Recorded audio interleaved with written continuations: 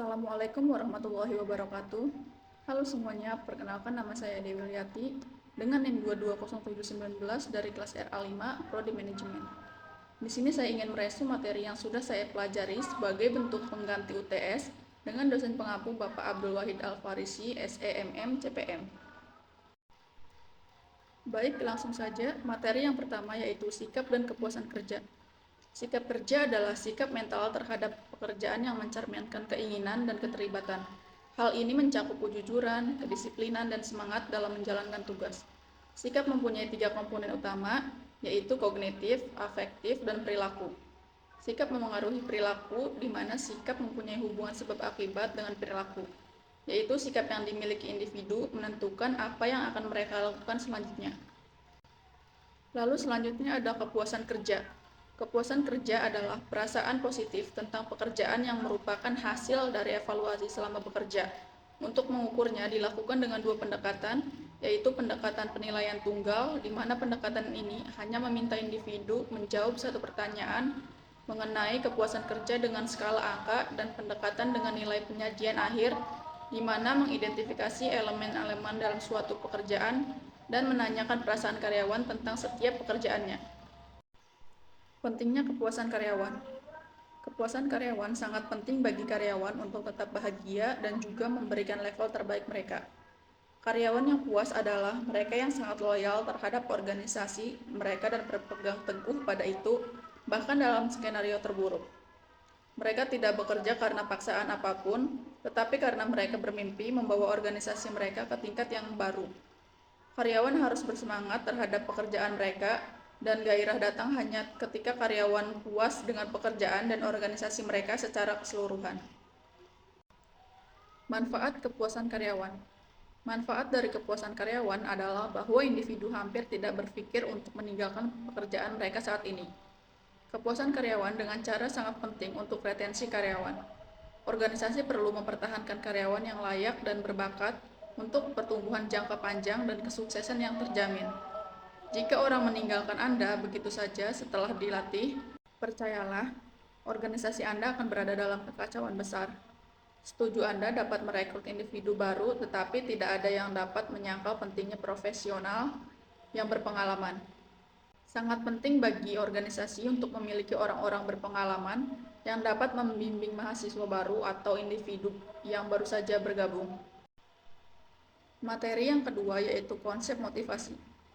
Motivasi merupakan dorongan internal dan eksternal yang membuat seseorang bertindak untuk mencapai tujuan tertentu. Pemahaman yang mendalam mengenai konsep motivasi akan membantu Anda memotivasi diri sendiri dan orang lain secara efektif. Bentuk motivasi pun sangat beragam, tak hanya berbentuk kata-kata, namun motivasi dapat berbentuk sebuah keinginan serta dorongan yang kuat pada diri sendiri. Seseorang yang memiliki motivasi akan secara otomatis membuat target serta harapan untuk menyelesaikan apa yang akan mereka mulai. Pentingnya motivasi dalam kehidupan. Motivasi merupakan kekuatan yang mendorong seseorang untuk melakukan tindakan dan mencapai tujuan.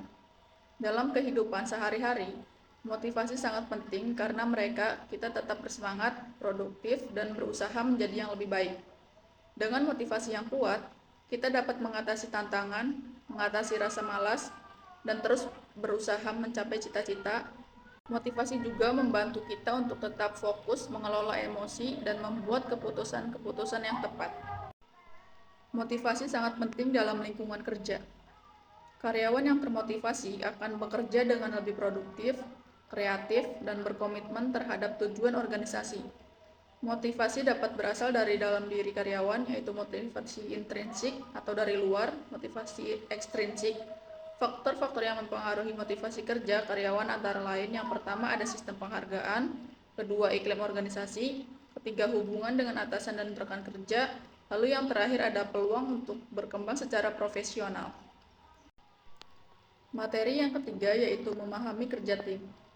Kerja tim adalah pemahaman mengenai cara tim bekerja bersama untuk mencapai tujuan bersama.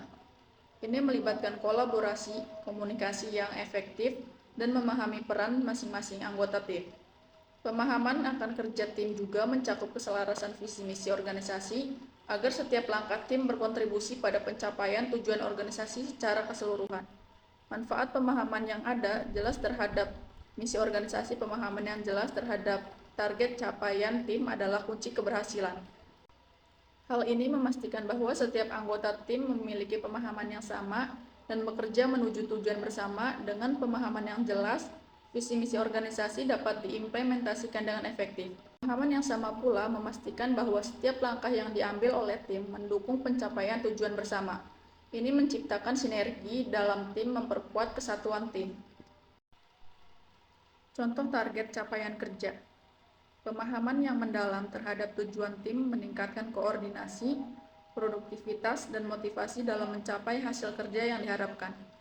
Contoh target capaian kerja, yang pertama ada pertumbuhan target menaikkan penjualan sebesar 15% dalam 6 bulan. Yang kedua, strategi inovatif menyiapkan kampanye pemasaran yang berfokus pada digitalisasi. Yang ketiga, keterlibatan karyawan meningkatkan tingkat kehadiran dan partisipasi dalam pelatihan.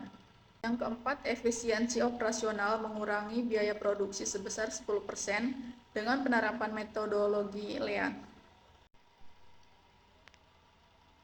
Materi yang keempat yaitu kepemimpinan. Kepemimpinan adalah kemampuan individu untuk memengaruhi, memotivasi, dan memberdayakan orang lain dalam mencapai tujuan organisasi. Seorang pemimpin harus mampu menggerakkan bawahan untuk bekerja secara efektif dan efisien demi mencapai visi dan misi organisasi. Pentingnya kepemimpinan dalam organisasi. Kepemimpinan merupakan elemen vital dalam mencapai kesuksesan organisasi. Pemimpin yang efektif dapat menggerakkan tim, mengembangkan budaya yang produktif, dan menavigasi organisasi melalui tantangan. Kepemimpinan yang kuat memberikan arahan, memotivasi karyawan, dan memberdayakan anggota tim untuk mencapai tujuan bersama. Yang pertama, mengembangkan visi dan strategi organisasi. Yang kedua, memengaruhi dan menginspirasi karyawan. Yang ketiga, memfasilitasi komunikasi dan kolaborasi. Tantangan dalam kepemimpinan. Tantangan dalam kepemimpinan antara lain yang pertama ada adaptasi. Perubahan pemimpin harus mampu beradaptasi dengan cepat terhadap perubahan lingkungan, teknologi, dan tren bisnis yang terus bergerak dinamis. Yang kedua, membangun tim yang solid, memotivasi, memberdayakan, dan mengembangkan karyawan menjadi tantangan penting agar tim dapat bekerja secara efektif dan saling mendukung. Yang ketiga, pengambilan keputusan strategis. Pemimpin harus membuat keputusan yang tepat di tengah ketidakpastian dengan mempertimbangkan dampak jangka panjang bagi organisasi. Yang keempat, menjaga integritas. Pemimpin harus menjaga kredibilitas dan kepercayaan diri bawahan serta pemangku kepentingan lainnya melalui tindakan yang konsisten dan etis. Kesimpulannya, kepemimpinan itu adalah tentang bagaimana mempengaruhi orang lain, bawahan atau pengikut agar mau mencapai tujuan yang diinginkan sang pemimpin.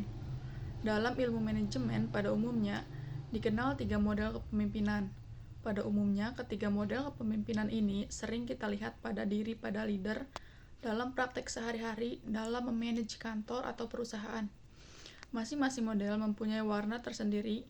Ada yang timbulnya karena anugerah Tuhan Yang Maha Esa, ada juga timbulnya pada saat erat hubungannya dengan sifat atau karakter dari seseorang itu sendiri, bahkan ada yang timbul karena hasil dari pembelajaran. Ketiga model kepemimpinan tersebut dapat diuraikan sebagai berikut. Yang pertama itu ada kepemimpinan karismatik, kedua kepemimpinan transaksional, ketiga kepemimpinan transformasional. Mungkin itu saja yang bisa saya sampaikan. Apabila ada salah kata atau pengucapan yang tidak sesuai, mohon dimaafkan dan dimaklumi. Saya Dewi Wuliati, izin pamit undur diri. Sekian dan terima kasih.